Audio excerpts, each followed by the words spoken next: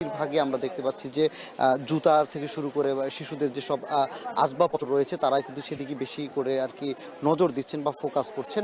এছাড়াও যদি আমরা দেখেছি সকাল থেকে আমরা বিভিন্ন শপিং মলে ঘুরে দেখেছি, সেই তুলনায় কিন্তু শুরুর দিকে বা রোজার মাঝামাঝি সময় যে ধরনের ভিড় আমরা দেখে আসছি সেই ধরনের ভিড় কিন্তু খুব একটা ছিল না। দোকানিরা বলছেন যে দুপুরের পর বা সন্ধ্যার পর থেকে ভিড়টি বাড়তে পারে, আবার অনেকেই শুরুর দিকে বা মাঝামাঝি সময়ে কেনাকাটা করে গ্রামের বাড়ি ফিরে চলে গেছে, সেক্ষেত্রে কিন্তু এখন অনেকে আসছে না। আবার কারোর সাথে কথা বলে জানতে পারছি গাজীপুর, নারায়ণগঞ্জ বা কেরানীগঞ্জ বা ঢাকার বাইরে থেকেও অনেকে এখানে এসছেন, দেখছেন বা কিনছেন।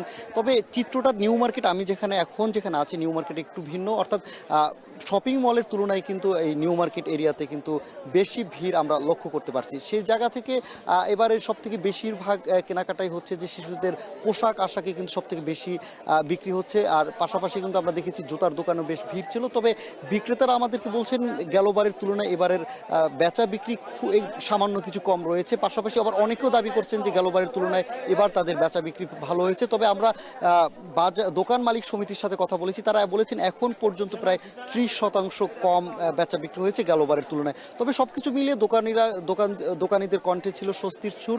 এছাড়াও পছন্দ মতো তাদের পোশাক কিনতে পারে ক্রেতারাও কিন্তু তারা স্বস্তি প্রকাশ করেছেন আমাদের কাছে।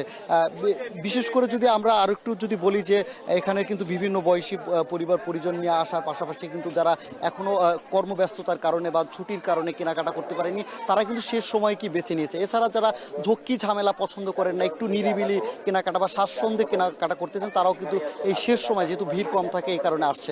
তো ঈদ বাজারের কেনাকাটা নিয়ে সবশেষ এই ছিল আমার কাছে।